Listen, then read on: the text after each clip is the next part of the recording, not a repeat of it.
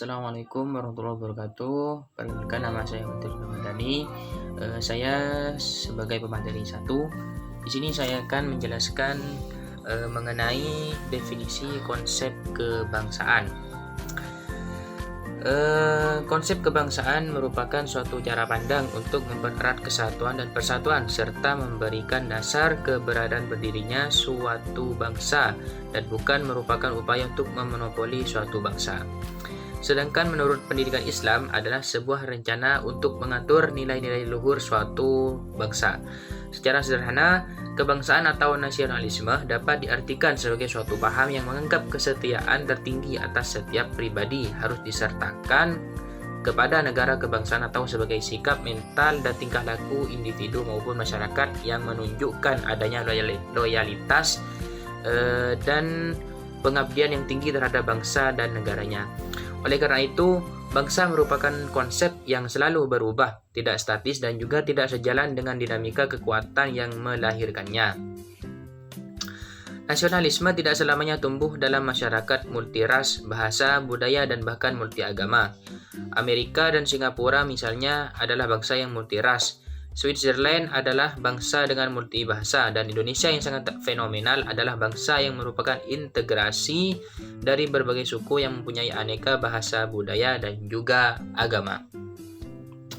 Menurut Kamus Besar Bahasa Indonesia sebagaimana dikutip oleh Ibnu Fikri bahwa kata bangsa memiliki arti yang pertama, kesatuan orang yang bersamaan asal keturunan, adat, bahasa, dan sejarahnya serta berpemerintahan sendiri.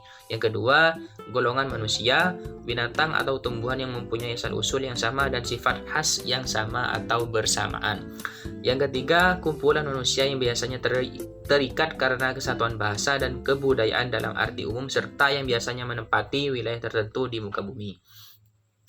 Wawasan kebangsaan di Indonesia tidak didasarkan pada perbedaan warna kulit, bahasa, agama, suku, atau hal lain yang bersifat artifisial, melainkan didasarkan pada hal-hal yang bersifat fundamental, yaitu sikap, pandangan, perasaan, perilaku, atau kemauan yang tulus dan komitmen yang kuat untuk bergabung menjadi suatu bangsa yang rukun, damai, tolong-menolong, dan bersaudara dengan berdasarkan pada pilar-pilar kebangsaan, yakni Pancasila, Undang-Undang Dasar 1945, Bhinneka Tunggal Ika, dan Negara Kesatuan Republik Indonesia.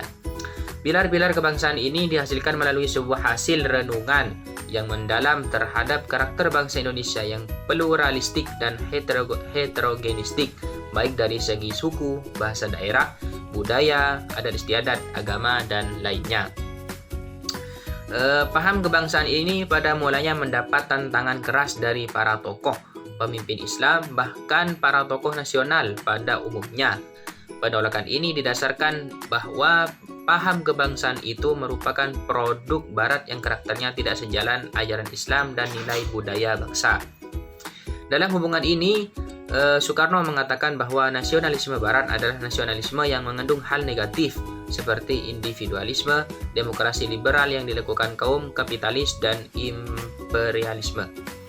Namun demikian, paham kebangsaan ini pada tahap selanjutnya dapat diterima oleh masyarakat Indonesia setelah diberi makna dan muatan yang berbeda dengan nasionalisme Barat.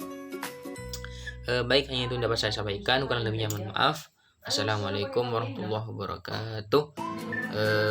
Lanjut ke pemateri kedua. Assalamualaikum warahmatullahi wabarakatuh. Selanjutnya, saya sebagai pemateri 2 ingin menjelaskan tentang peran dan strategi wawasan kebangsaan dalam moderasi beragama. Terdapat peran wawasan kebangsaan dalam memperkuat modernisasi beragama, yaitu wawasan kebangsaan menyoroti pentingnya persatuan dalam kebangsaan Indonesia terdiri dari beragama suku, agama, dan budaya. Modernisasi beragama adalah kunci untuk menciptakan lingkungan dan mendorong dialog antar agama dan mengurangi potensi konflik. Sebagaimana landasan bangsa Indonesia, nilai-nilai Pancasila berperan penting dalam membentuk pandangan dan sikap keagamaan sesuai dengan prinsip nasional. Dalam konteks wawasan kebangsaan, Pancasila merupakan kebijakan yang mendukung antara agama dan nasionalisme serta menjaga keseimbangan antara keyakinan pribadi dan kehidupan masyarakat. Adapun cara nilai-nilai Pancasila dapat menjadi pedoman dalam beragama. Yang pertama, ketuhanan yang Maha Esa. Yang kedua, kemanusiaan yang adil dan beradab. Yang ketiga, persatuan Indonesia. Yang keempat, kerakyatan yang dipimpin oleh hikmat kebijaksanaan dalam permusyawaratan perwakilan.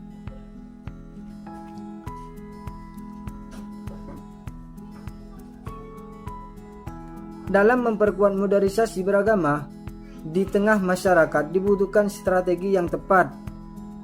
Adapun yang pertama, memperkuat cara pandang sikap dan praktik keberagamaan dalam sudut pandang jalan tengah guna mempererat persaudaraan dan hidup berdampingan antara umat beragama. Yang kedua, memperkuat kerukunan umat beragama dilakukan dengan langkah-langkah strategis yang meliputi upaya pelindungan seluruh umat beragama dari segala bentuk ancaman. Adapun yang ketiga, meningkatkan kualitas layanan kehidupan beragama dilakukan melalui fasilitas layanan keberagamaan, peningkatan layanan konseling, pernikahan dan keluarga, penguatan implementasi zaman produk halal dan peningkatan kualitas ibadah haji dan umrah. Dengan demikian, tidak hanya kesejahteraan materi yang akan tercapai, namun spiritualitas dan moralitas masyarakat juga akan diperkuat, yang pada akhirnya akan berdampak positif pada stabilitas sosial dan moralisasi hidup beragama. Mungkin selanjutnya bisa dijelaskan oleh pemateri 3. Assalamualaikum warahmatullahi wabarakatuh. Saya Muhammad Robdan Hoir sebagai pemateri ketiga akan menjelaskan tentang keunggulan dan kelemahan moderasi beragama di Indonesia. Moderasi beragama di Indonesia ini memiliki banyak sekali unggulan, yang diantaranya sebagai berikut, ialah meningkatkan sikap toleran terhadap sesama yang memiliki perbedaan agama, tradisi, dan budaya lokal. Secara histori, sikap toleransi dan kebersamaan tanpa membedakan asal-usul dan yang lainnya telah diwariskan oleh nenek moyang bangsa Indonesia.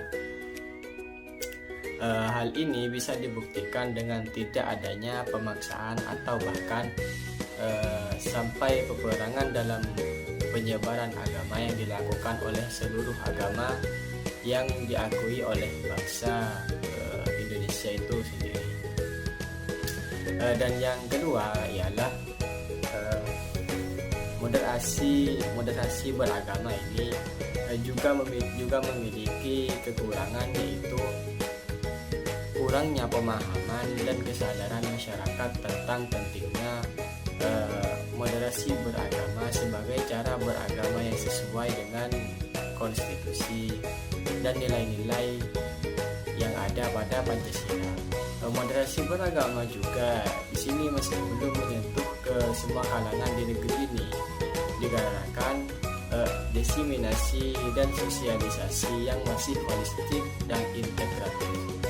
Diseminasi dan sosialisasi harus melibatkan seluruh pihak mulai dari atas sampai bawah, baik itu pemerintah, organisasi, kemasyarakatan, ormas, atau individu dan yang lain sebagainya. Sekian dari saya. Wassalamualaikum warahmatullahi wabarakatuh.